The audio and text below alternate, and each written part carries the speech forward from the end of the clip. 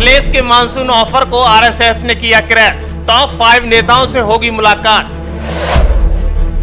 उत्तर प्रदेश में बीजेपी के घमासान में आरएसएस की एंट्री। 20 और 21 जुलाई को होगा समाधान। सपा बोली यूपी में क्या चल रहा है, जनता बोली यूपी में स्वैग चल रहा है। कई दिनों से लगातार यूपी की राजनीति सुर्खियों में है, क्योंकि केशव प्रसाद मौर्य ने सीएम योगी की कुर्सी लेने के लिए लखनऊ से दिल्ली दौड़ लगा दी थी, लेकिन फिर भी 2022 की तरह 2 कदम पीछे रह गए हैं। लेकिन इसी बीच बेहद बड़ी खबर उत्तर प्रदेश से मिल रही है, जहां बीजेपी के उथल पुथल वाली राजनीति में आरएसएस की एंट्री होने जा रही है। सरकार और कुछ नेताओं के बीच फैले सामंजस्य को कैसे दूर किया जाएगा, इसमें आरएसएस के सहकार्यवाहक अरुण कुमार मौजूद रहेंगे और दोनों ही पक्षों की आमने सामने बातचीत होगी। इसके लिए नेताओं को लखनऊ में मौजूद रहने के निर्देश दिए गए हैं। दरअसल यूपी के टॉप 5 नेताओं के साथ आरएसएस की बैठक होगी। आरएसएस की इस लड़ाई में आना एक बड़ा सवाल पैदा कर रहा है। यूपी में पारा हुआ हाई, केशव प्रसाद मौर्य की आफत आई। योगी की कुर्सी छुड़ाने की दौड़, चारों को देना होगा जवाब। अब लगेगी क्लास, गलत आंसर पर कटेंगे नंबर, सही देना होगा जवाब। दरअसल उत्तर प्रदेश का सियासी पारा इन दिनों चढ़ा हुआ है। इसी बीच राष्ट्रीय स्वयंसेवक संघ और बीजेपी की बैठक शनिवार 20 जुलाई और रविवार 21 जुलाई को लखनऊ में होनी है। आरएसएस के सहकार्यवाहक अरुण कुमार बैठक लेंगे। इसमें सरकार और संगठन के सभी आला अधिकारी मौजूद रहेंगे। राजनीतिक गलियारों में यूपी में बड़े बदलाव होने के कयास के बीच 5 प्रमुख चेहरों को लखनऊ में ही मौजूद रहने को कहा गया है।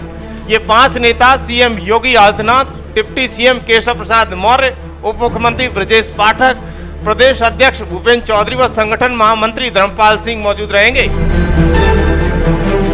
आइए बताते हैं कि आरएसएस और बीजेपी की मीटिंग में क्या चर्चा हो सकती है। मीटिंग में सरकार तथा संगठन में समन्वय और यूपी की जमीनी हालत को लेकर चर्चा हो सकती है। ये मीटिंग ऐसे समय में हो रही है जब उत्तर प्रदेश में 10 विधानसभा सीटों पर उपचुनाव भी होने हैं। ऐसे में बैठक को लेकर भी बात हो सकती है। संगठन में नाराजगी के बीच मीटिंग को काफी महत्वपूर्ण माना जा रहा है।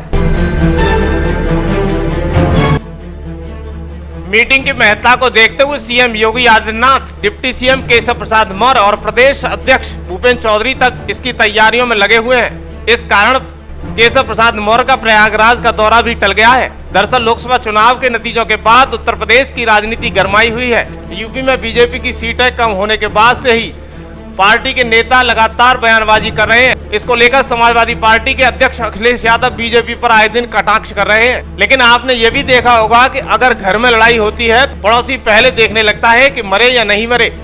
ऐसा ही आजकल यूपी बीजेपी की राजनीति में देखने को मिल रहा है। सपा मुखिया ने केशव प्रसाद मौर्य को मानसून ऑफर दिया है। इसी बीच समाजवादी पार्टी के मीडिया आईटी सेल ने एक्स पर लिखा है, यूपी में क्या चल रहा है। यूपी में योगी बनाम केशव चल रहा है। यूपी में क्या हो रहा है, जनता का नुकसान हो रहा है।